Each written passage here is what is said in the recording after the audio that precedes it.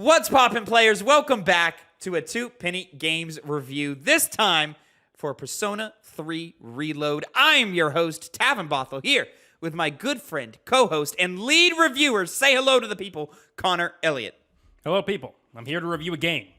You are indeed, my friend. Connor, you are our lead reviewer for this game. I've also been playing alongside it, but I'm not nearly as far as you are, sir. I don't even think I've broken 10 hours yet. So I do have some thoughts and opinions on what I've played so far, but I don't think it'd be appropriate for me to kick this review off. So let's go ahead and knock it off right, or hand it off right to you, rather. How many hours have you played, and what is your review of Persona 3 Reload? Currently, I've played 44 hours of the game. I just hit that mark. And I can say pretty confidently that Persona 3 Reload is an amazing game. Now, it's one where its importance is very heavily wrapped up in its narrative and its characters, both of which take some time to get started. Unfortunately, it took me, in terms of game time hours, possibly 20 hours before we really started getting teased with some of the deeper plot elements of what the game has to offer and character motivations. And the journey up until that point was filled with some very fun gameplay, interesting systems that are very unique to a Persona game. If you played a Persona game, you've probably played all of them, at least 3 all the way to 5, the more modern ones. And somehow this format, which is tried and true, and some might say is stale at this point, as someone who's played Persona 5 and has now played Persona 3, they have enough differences to make them feel like different games. And not just in terms of the narrative, but also in terms of how the specifics of the gameplay work. It's a turn-based game where you're going through procedurally generated dungeons that hold different items, enemies that you can surprise or surprise you, and you're working your way up a tower. Pretty simplistic, but the complexity comes with how every single day has to be managed. You know, you hang out with friends, which has gameplay ramifications. You increase your social stats, which allow you to study better and all that kind of stuff. But generally, what you're really going in there for are the characters and the plot. Persona 3, I think, probably is better than 5. As someone who hasn't played this game all the way through to completion yet, I can even now say I'm pretty confident in that. Because the themes that are explored in this game not only have a lot of weight to them due to the heaviness of them, you know, in terms of it being pretty dark at times, but all of it have relations to characters. And if not directly to the main cast of characters, who, outstanding, really, really good. There's not a single bad member of the party. Every theme that's explored relates to them in some way, to where every single character feels like they have weight behind them instead of just party member number 2 that you decided to recruit 10 hours into the game.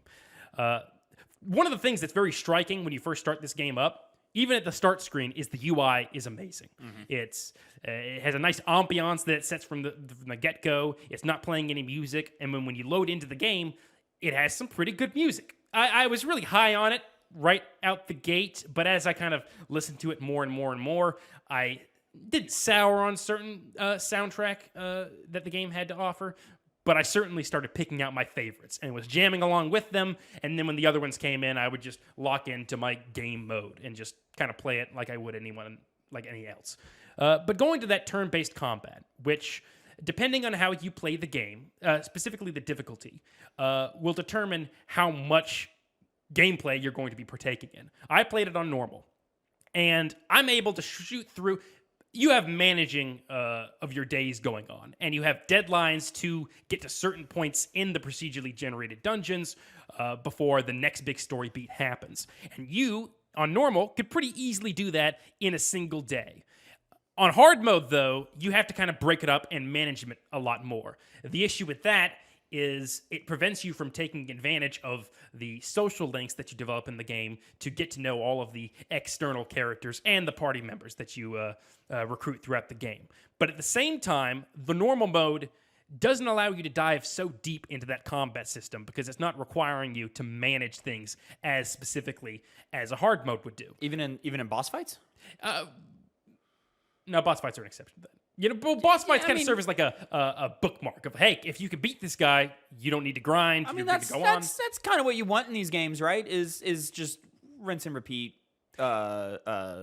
rinse and repeat like generic enemies, and then when it's boss fight time, all right, now you got to start using your different abilities that you haven't been using this whole time. That's true to a degree. So first of all, you have weaknesses that each enemy has to take advantage of to then do large amounts of damage. Your own party members are also susceptible to this weakness, but you generally can catch your enemies, shadows as they're called, off guard to be able to get out your special attacks that weaken your enemy to do all of that large amounts of damage.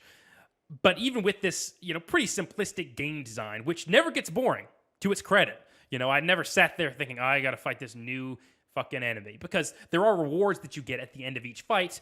Some of them can be new personas, which are the main way that your characters fight and use their special magic abilities and attack abilities, of which your character has access to a large variety of them that he can switch to suit whatever purpose he needs. And you can unlock those at the end of battles, more money, more XP. So there's always something to look forward to in each and every single fight, no matter how insignificant it is. But going back to the difficulty problem, if you play it on hard, while you're able to delve more into those individual fights, because you can't just, take advantage of the weakness and storm through everything, it hinders you in the social aspects of the game, which can, matter when it comes to character development of some of the more minor characters, which thankfully this version of the game seemed to deviated from the original, where the progression of your relationship with your party members is no longer mandatory. It doesn't even have the same kind of menu that usually pops up for some of the other random people.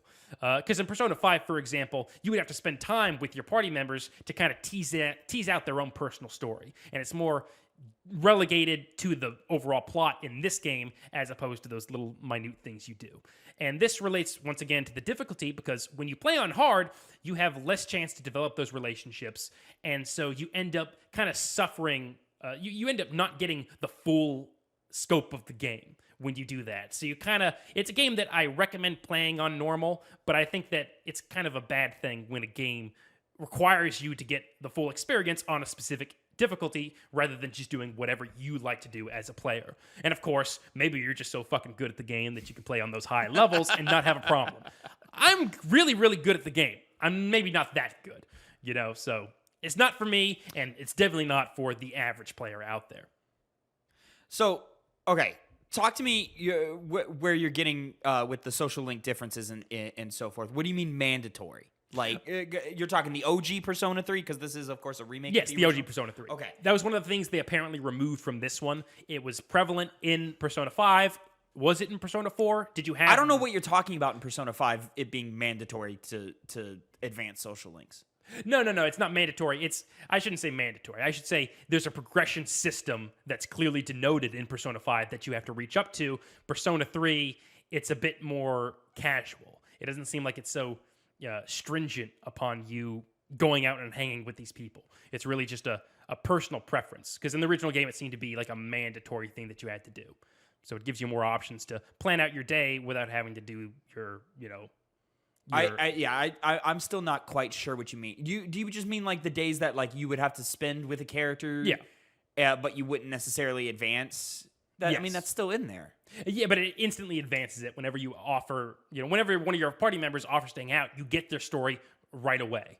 Rather than the other way you do social links, which is sometimes you have to hang out with them with no real reward. I don't know if is that right? I don't know if that's right. I believe it is, yes. Because you can't because I had back-to-back one of the early guys that you befriend on. I had the opportunity to back-to-back. And the first time it advanced, but the second time it shouldn't, right? It should just be like, oh, we hung out, we had a good time, and you got yes, some that's points. what I was trying to say. So that's not in there anymore? No, that is in here, but it's not here for the main cast members, the main party members. Oh, okay. Those people, and that's, once again, what the highlights of this game are those characters and their relationship. So you're talking the ones who actually go into TARDIS with you and are, important to the plot. Yes. Quote unquote. Yes. Okay. And you tease out their story just by going and hanging out with them whenever you have the opportunity but they to do still, so. surely they still, they kneecap you because you can't progress those social links further than where you are plot-wise in the game, right? Probably not, but it does so in such a natural way that it doesn't really feel like it's streamlining you on the way you unveil all that stuff. Okay. Yeah. And it takes a while to even get to the point where you can really develop those relationships and see the form those characters that's have. probably my biggest problem right now with the game is its pacing, like you've mentioned, where it's just taking a while to get to the point. I'm coming up on 10 hours. Like, they've tutorialized pretty much the whole game to me right now. But at this point in both P4 and 5, I would have had 3, 4, 5 social links going at this rate.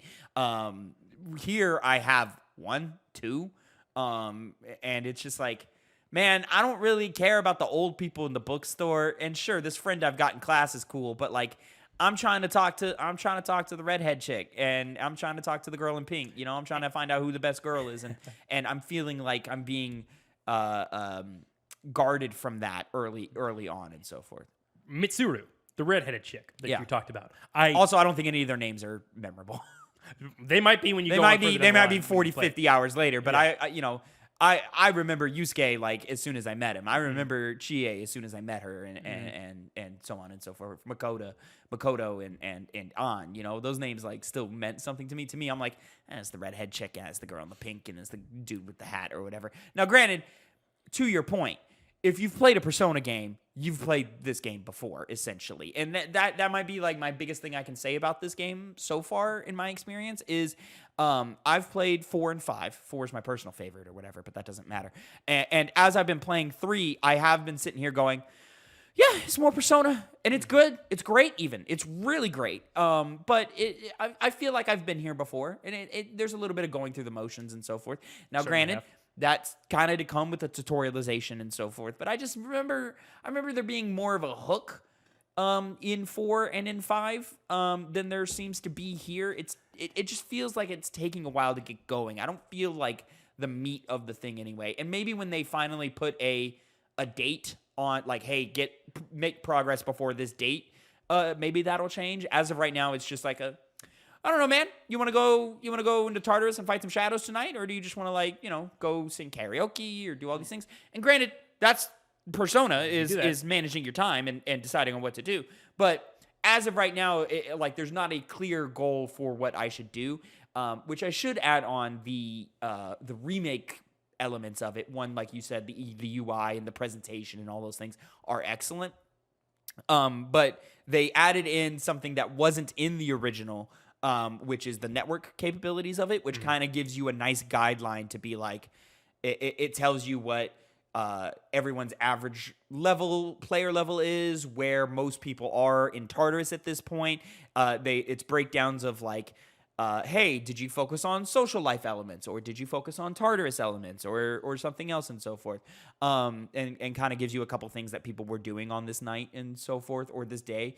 And I'm really appreciating that, because that works as a more natural guide without it being a boring read an IGN guide of what is the best, most optimal route to take. This adding those network things, which were definitely in Persona 5. I'm trying to remember if it was in, because I played Persona 4 Golden, which definitely had network capabilities in it, but I don't think it was, I played it late. It was on the Vita. Didn't always work. I didn't always check it because I was rarely connected to Wi-Fi on my Vita and so forth. So I don't remember it being a part of that experience. But in P5, I like that system because it just allows you to still have the freedom of choice, but also be able to, keep up with your RPG number go up elements at the same time. And, going back to the difficulty, I feel like that guide is far more important when you're on higher difficulties. Yeah. On normal, this is a person who's played Persona, by the way, because I think that really is the key to this. Yeah. If you played a Persona and you kind of know the deal, you can go into normal mode and plan your time out perfectly. So I mentioned earlier, you have social stats, which can kind of prevent you from doing certain quests or progressing certain relationships. Yeah. I maxed them out. That was my main goal. Yeah. I was like, get that done with, so it's a feature I can just ignore for the rest of the game. That's always my let's get the charm up, let's get the intelligence up, and the courage. Those big 3 things. There's more in the other ones, but they focus on those big 3, and the other ones are still there, but they're just not as important as the big 3. And they just need the 3 are good. That's all they need. They don't need to mess it up too much. You're already spending a lot of time trying to develop relationships with characters and still get those stats up. Yeah. With 3, I spent which is why as soon as the bookstore opened, I was like, going there. Because that's a great way to grind out those stats, is reading some books and so forth. They never gave me more. They're still all sold out. Oh, they'll come. Give me more. They'll come. I don't think they are, Tab. Have you read them all already? I've read them all, and it's still not they'll coming. come. Sometimes it just takes a while. It takes a few months sometimes. It's been a long, long while. P4 was that way, where it was a long time. They did a better job of because like they'll give it to you in like groups of like 4 or whatever, and P5 did it in like 1 to 2. So like it was more spread out. Whereas in 4 and then I assume in 3, because I haven't actually bought any books yet, it'll give you like, here's a huge chunk, because they don't expect you to buy everything at the same time. I don't know why, but that's what they expect. Yeah, I'm sorry if I got confused. You can just buy that stuff and then read it all in one night to get your stats up. There's no like progression of it. Of those books that you buy? I mean, it takes time to read, right? Oh, books. There's the books and then there's the computer stuff. I don't know anything about the computer stuff. That's where you. So what books were you? What the fuck? Go to the bookstore, buy some books. I never did that. Yeah, you gotta go buy the books, bro. See, they're very important. I thought it was replaced with what you get at the CD store, where you have this shared computer at the dorm, because you stay at a dorm. It's your main. I like the dorm. I do like the dorm as well. I like the dorm. There is a catch. Yeah. In Persona games. Persona 4, murder. Ooh. Yeah. Persona 5, you're a delinquent fucking piece of shit and everyone No, you're not. I know, but everyone spits on you and treats you like trash, and then you get caught up in all of these hijinks. Persona 3, it's just like you're in a dorm and you're trying to, clear this tower. Well, and here I'll insert just a quick, because we're approaching some of the content in the game in terms of topics and subject matter and so forth. So I'll put out a little bit of a trigger warning, because the game puts out a trigger warning as well. The game deals with a lot of themes of like self-harm and depression and even like suicide and so forth. Death. And death. And it being a Japanese game from the early 2000s maybe doesn't handle it in the best way. I don't know. I'm not that far. They but do. A lot of people seem to really like it. But it was before like ideas of mental health were super widespread and so forth. So it works a little differently. And so it's just worth saying that, like, hey, if those things bother you, this game's probably not for you, because it gets a little tough. Now, diving into that, this is your chance to click off if you don't want to hear about it. I mean, you activate your persona by shooting yourself in the head. Yeah, so, you do. it goes there and so forth. And I'm sure there's more. And the early story things is that, hey, man, people are getting depressed and hurting themselves. And we don't know why. And I assume that's the main crux of like, all right, there's this like stink of depression hitting the town, and we have to solve whatever ultimate evil. It's gonna be your friends fighting God with the power of friendship. Subtext, you might say. Yeah. Yeah. So there's gonna be a reason for this depression hitting and whatever. But I'm just waiting for that to take effect. I'm sitting here and I'm waiting for me to be able to dive in and talk to these friends and so forth. And they keep going like, oh yeah, you hang out with this person, right? And I go, I don't know, do I? Because we've had a couple of conversations, but that social link isn't even activated. So I have not formed a bond with that character. Around 35 hours into it, you start being able to really hang out with the people at your dorm. Way too much. I know, way too much. But each time you do, it feels like there's a purpose to it beyond just increasing your social stance. Well, yeah, they burn damn near a third of their game, so it better start picking up the pace. It does, and it does so extremely well. That is one thing, though, I do like in comparison to 5, is that they've introduced the cast for the most part. Like, I'm sure there's going to be some more characters who file in and join the party and so forth that I don't know yet, but the core cast is already here.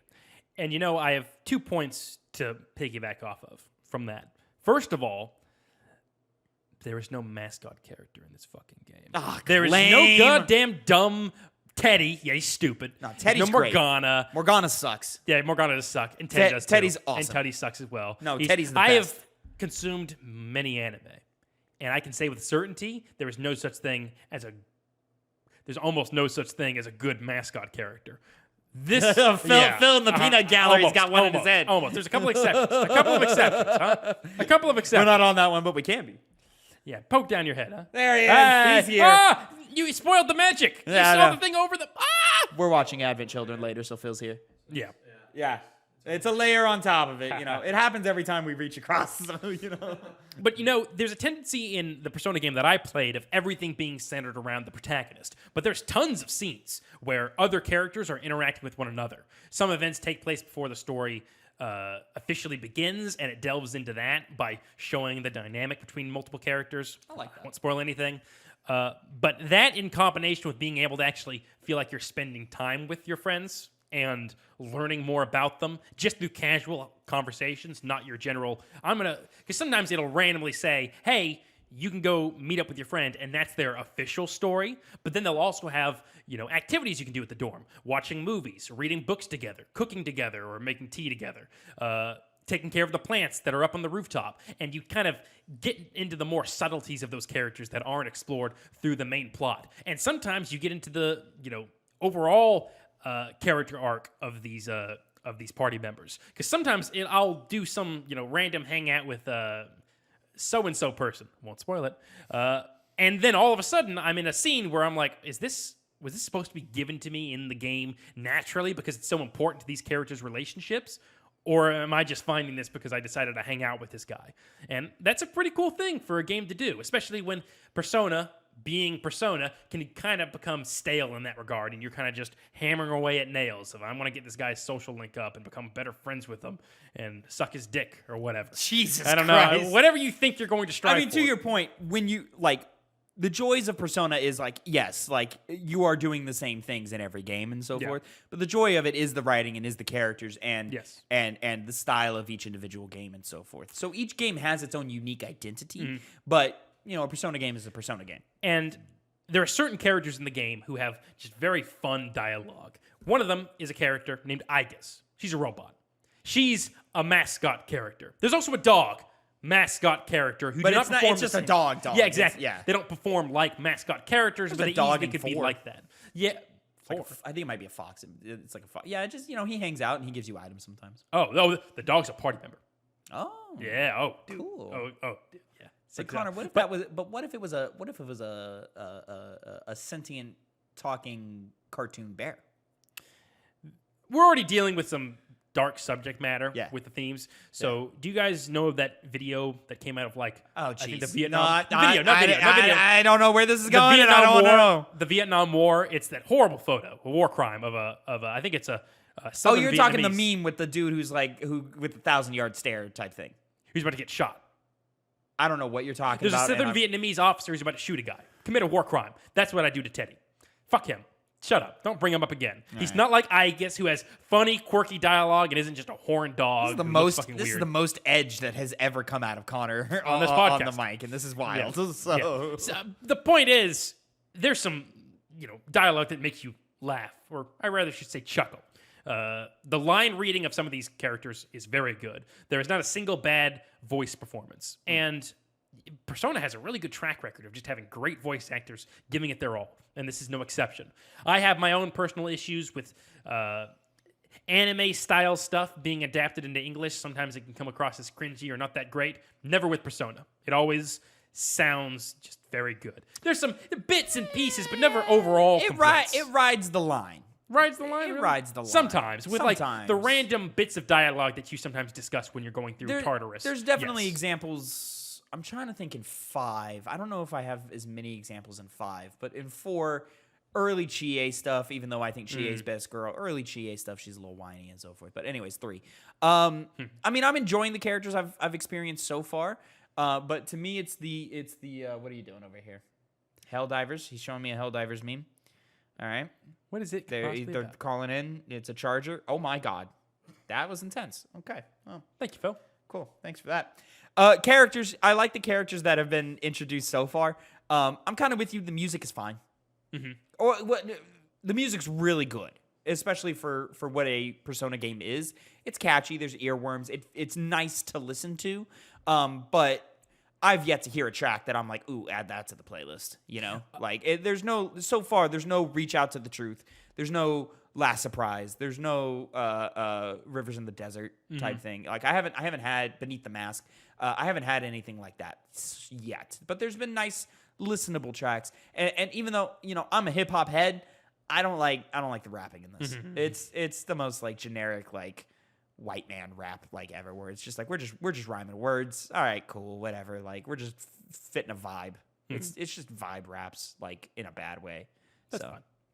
I'm all vibes in music. It sounds good, but it's just there's no substance there. So the opening movie song is good. I agree. Yeah.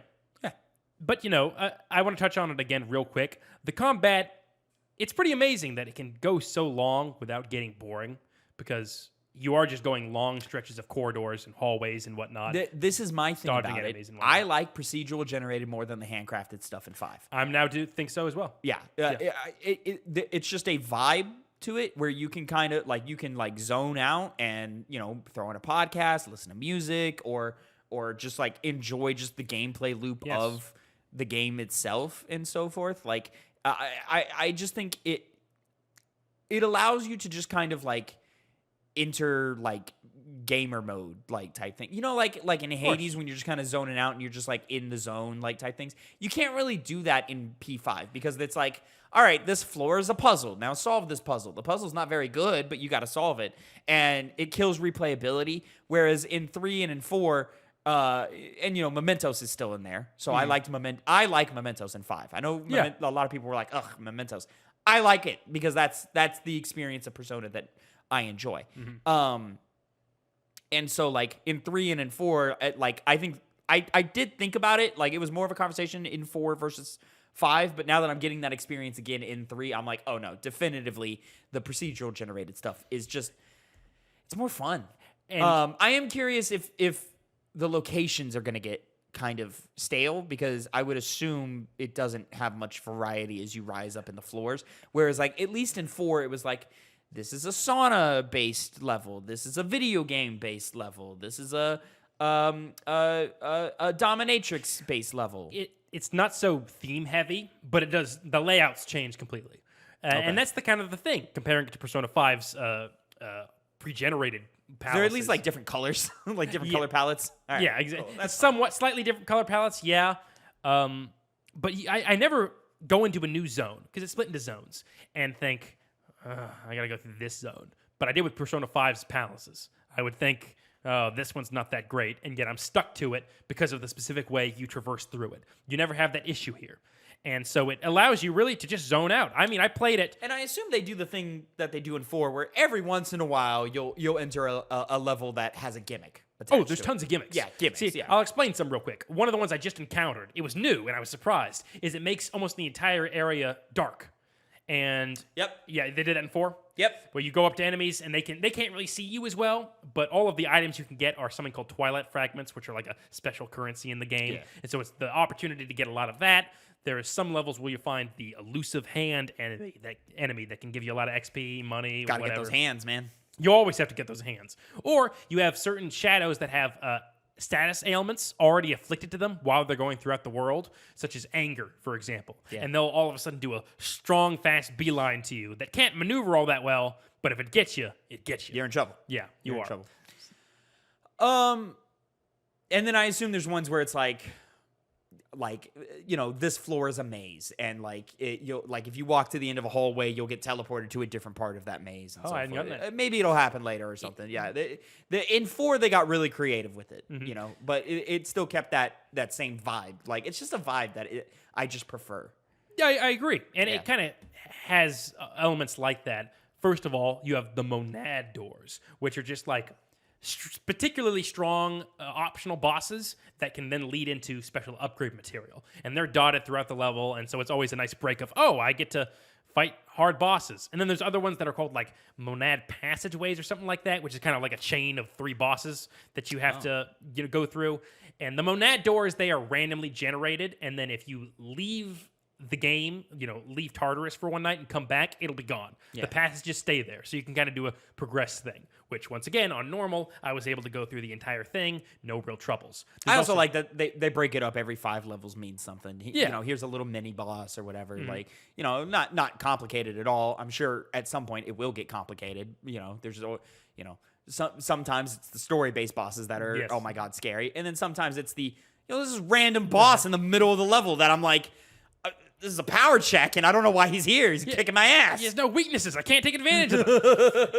There's also clocks, giant clocks, which allow you to, because you have your party that you choose, and they don't level up alongside whoever you the people who you don't have in the party don't level up alongside the people you do have in the party. Really? They don't. But the way they kind of circumvent that is that sometimes you'll find these giant clocks. And when you go into these giant clocks, it'll give you the option of choosing 2 party members. And it'll say, the next battle they do, just single battle, they'll increase by 6 levels. They'll increase by 4 levels, 3 levels, sometimes just 1 level. But it's a way. And So are you like you're like selecting the 2 party members? Are you then like bouncing out Yes. to the lobby and then going back? Yes. Okay. To change got it. out as you to see change fit. parties out. I like that. Yeah. That's a good because I think Persona 5 is too easy in that because all your party members level up at the same time. Yeah. Or level up regardless if they're not. But also like not having them level up makes them useless. Like, and you can't ever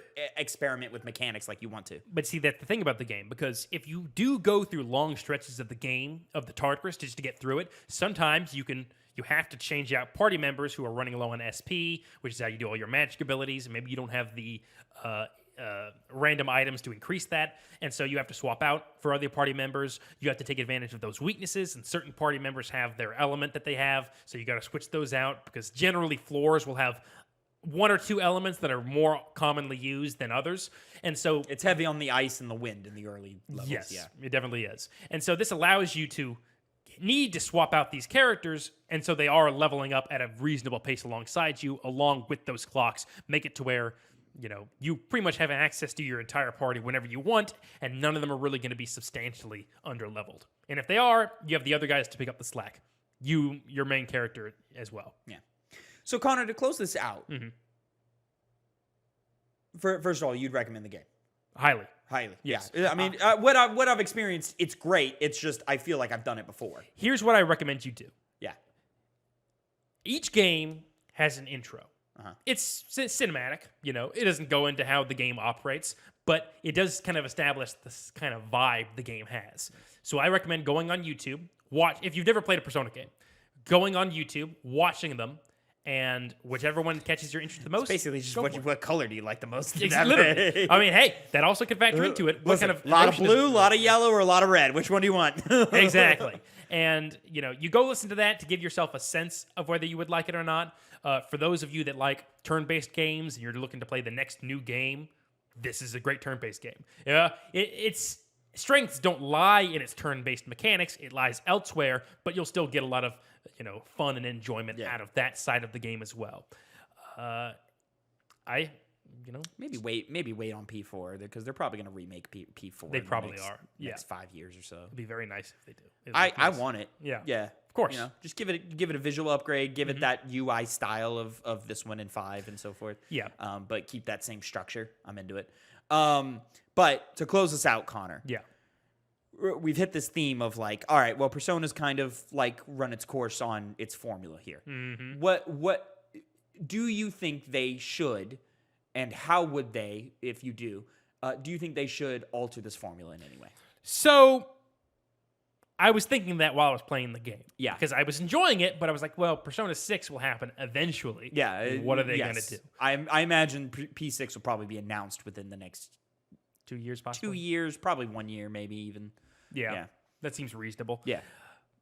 My estimation of what they should do is focus a little bit less on barriers to make you enjoy the characters, whether that's in the form of your social stats, which, I don't think 4 and 5 had this problem.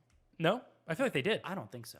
5 especially did because I played on hard and I didn't get all of the stories of my party members. Stop playing games on hard. I will not. But once again, that's the problem. I shouldn't have to trade in all of these great story and character moments just because I wanted to delve deeper into the But combat system of hard. those mechanics are still there. They're just in the boss fights. Yeah, but they're also, You want every fight to be a boss fight? No, but it's not that intense all the time. But it definitely provides more thought rather than just like monotone, I'm going to do this thing because I've been conditioned to do it this entire level.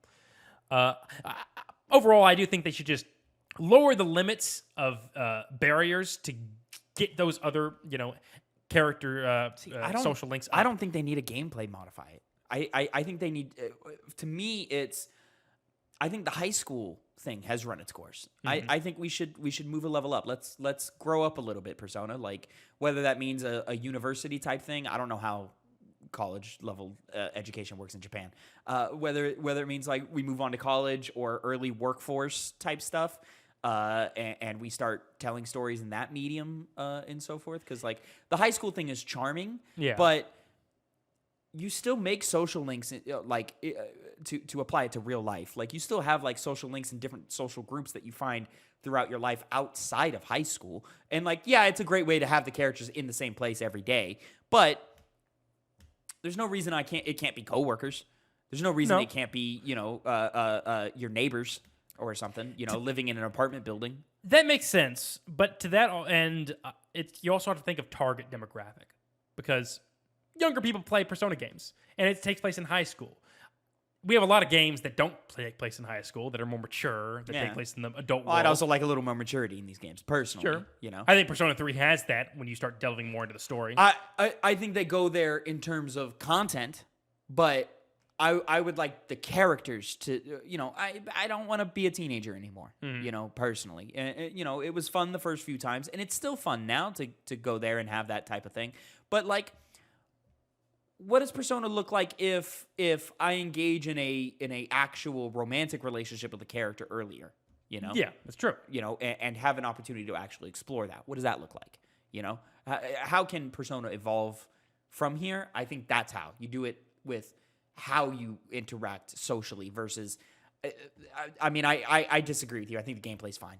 Like I think the pace of balance with social links versus building up your persona, like I think it works and it's fine. It's got its levels of difficulty to it, and if you want to dive deeper into those mechanics, do it on a second playthrough. Do it on a New Game Plus, because that's what I did with 5. My first playthrough, I didn't get the true ending, but I maxed out a lot of my stats, and then I hit that New Game Plus, turned it up to hard.